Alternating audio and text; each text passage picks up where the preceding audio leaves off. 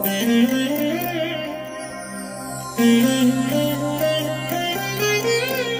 దినం పరము నుండి దిగివచ్చు మాట. ఇది నీ జీవితానికి వెలుగుల బాట. నీ ఒడిలో ఉంచబడిన దీవెనల మూట, అద్భుతాల ఆనంద ఊట. మార్చి 28 సంవత్సరమంతా మీరు బైబిల్ చదివి ముగించడానికి ఈరోజు మీరు చదవవలసిన లేఖన భాగం ఉదయం న్యాయాధిపతులు 4, 5 మరియు 6 అధ్యాయములు. సాయంత్రం లూకా సువార్త 4వ అధ్యాయము 31 నుండి 44వ వచనం వరకు. ప్రియమైన దేవుని బిడ్డలారా, ఈ ఉదయకాల సమయంలో ప్రభు కృప మీకు తోడై ఉండునుగాక. ఎలా ఉన్నారు? బాగున్నారు కదూ? మీరు ఈ దినం చక్కని త్రోవలు నడిపించబడి ఒక విజయపు మార్గంలో మీరు చేరవలసిన చోటుకి దేవాది దేవుడు మిమ్మల్ని ఆయన చేర్చబోతున్నారు. ఆయన ఎల్లప్పుడూ మీకు తోడుగా ఉండి మిమ్మల్ని గ్రద్దరెక్కల మీద మోయువాడుగా ఉన్నాడు. మీరు ఎంత మాత్రం భయపడవద్దు, చింతపడవద్దు. విజయం మీదే. ప్రియమైన దేవుని బిడ్డలారా, ఈ ఉదయం దేవుడు మనకు ఏర్పాటు చేసిన వాక్య భాగాన్ని మనం చదువుకుందాం. 1 సమూయేలు గ్రంథం 17వ అధ్యాయము 38, 39 వచనాలు. పిమ్మట సౌలు తన యుద్ధ వస్త్రములను దావీదునకు ధరింపజేసి రాగి శిరస్త్రాణం ఒకటి అతనికి కట్టి యుద్ధ కవచం తొడిగించెను. ఈ సామాగ్రి దావీదునకు వాడుకలేదు గనక తాను తొడిగిన వాటిపైన కత్తి కట్టుకొని వెళ్ళగలిగినది లేనిది చూచుకొనిన తర్వాత దావీదు, ఇవి నాకు వాడుకలేదు, వీటితో నేను వెళ్ళలేనని సౌలుతో చెప్పి వాటిని తీసివేశను. ప్రియమైన దేవుని బిడ్డలారా, దావీదు గొల్యాతుని ఎదుర్కోవడానికి యుద్ధానికి సమాయత్తమయ్యాడు. దావీదు సౌలు రాజును ఒప్పించడానికి ఎంతో ప్రయత్నం చేయవలసి వచ్చింది.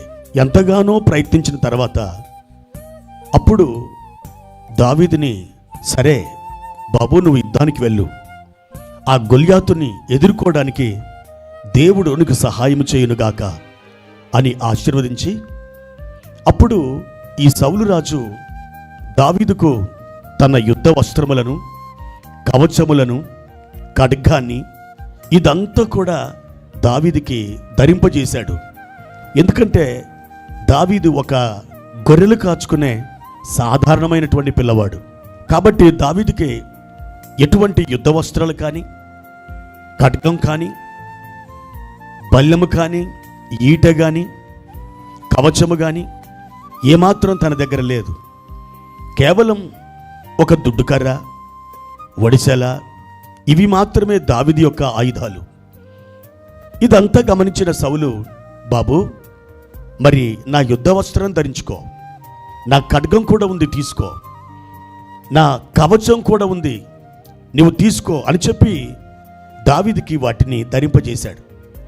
అతడు ఆ కత్తి కట్టుకొని వెళ్ళగలిగినది లేనిది చూచుకున్నాడు. కానీ దావీదుకి అవి సరిపడలేదు.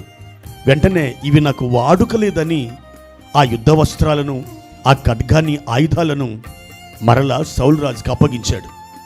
ప్రియమైన దేవుని బిడ్డలారా, ఇక్కడ దేవాది దేవుడు మనకు ఒక అద్భుతమైన పాఠాన్ని నేర్పిస్తున్నాడు. మనం ఎవరినో అనుకరించి నిరుత్సాహపడనవసరం లేదు. సౌలు యొక్క యుద్ధ వస్త్రములు దావీదుకి సరిపడలేదు. ప్రియమైన దేవుని బిడ్డలారా, ఒకవేళ దేవుడు మిమ్మల్ని చెవిగా ఉండడానికి పిలిస్తే మీరు కన్నుగా ఉండడానికి ప్రయత్నం చేయకూడదు.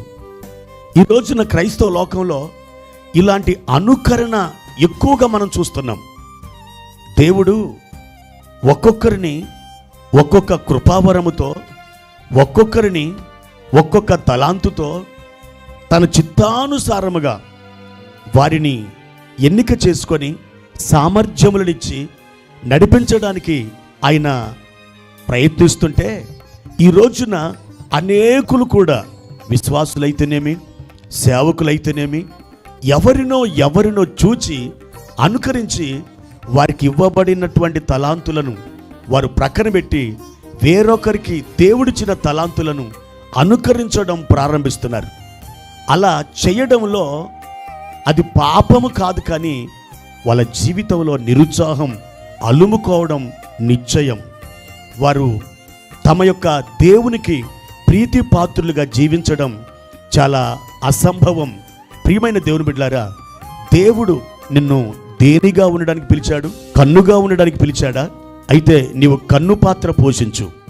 ఒకవేళ చెవిగా ఉండడానికి పిలిచాడా? నీవు చెవి పాత్రను పోషించు.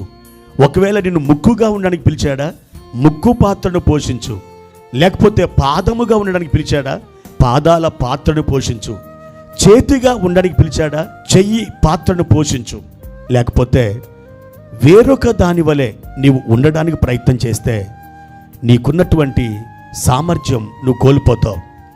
నేను ఈ చేతిని వాడకుండా కొన్ని రోజులు దీన్ని ప్రక్కన పెట్టాననుకోండి, ఈ చెయ్యికి ఇవ్వబడిన సామర్థ్యాన్ని నేను కోల్పోతాను. అలాగే మీరు దేని వలె ఉండుటకు దేవుని చేత పిలువబడ్డారో దాని వలెనే ఉండడానికి మీరు తీవ్ర ప్రయత్నం చేయండి. లేకపోతే ఈ చెయ్యిని వాడకుండా ప్రక్కన పెడితే ఈ చెయ్యి పాడుబడిన రీతిగా, దేవుని బిడ్డలారా, మీ తలాంతు, మీకు ఇవ్వబడినటువంటి కృప అది పాడైపోతుంది. కనుక దేవుడు నిన్ను దావీదుగా ఉండడానికి పిలిస్తే దావీదుగా ఉండు. దేవుడు నిన్ను ఏ ఉద్దేశంతో పిలిచాడో దాని వలె ఉండడానికి నీవు ప్రయత్నించు. ఆ విధానంలో ముందుకు వెళ్ళడానికి ప్రార్థనాపూర్వకంగా సాగి వెళ్ళు. తప్పకుండా దేవుడు గొప్ప కృపతో నిన్ను నింపి వాడుకుంటాడు. దేవుడు మిమ్మలను ఆశీర్వదించునుగాక. ప్రార్థన. పరిశుద్ధుడా, ప్రేమ కలిగిన తండ్రి, మీ ఘనమైన నామానికి వందనాలు ప్రభువా. ఈ ఉదయకాల సమయంలో మీ ప్రశస్తమైన సన్నిధి మాకు తోడుగా ఉంచినందుకే వందనాలు ప్రభువా. మీరు మమ్మలను కన్నుగా ఉండడానికి పిలిస్తే మేము కన్నువలే ఉందుముగాక. చెవిగా ఉండడానికి పిలిస్తే మేము చెవివలే ఉందుముగాక. ప్రభువా, మేము ఎవరెవరినో అనుకరించి నిరుత్సాహపడిపోయి ఓడిపోయిన జీవితాలతో ప్రభువా మేము బాధపడకుండా మాకు కృపను, సహాయమును దయచేయండి. మీ నామం ఘనత నొందునుగాక. యేసు నామములో ప్రార్థించి అడిగి వేడుకుంటున్నాము తండ్రి. ఆమేన్.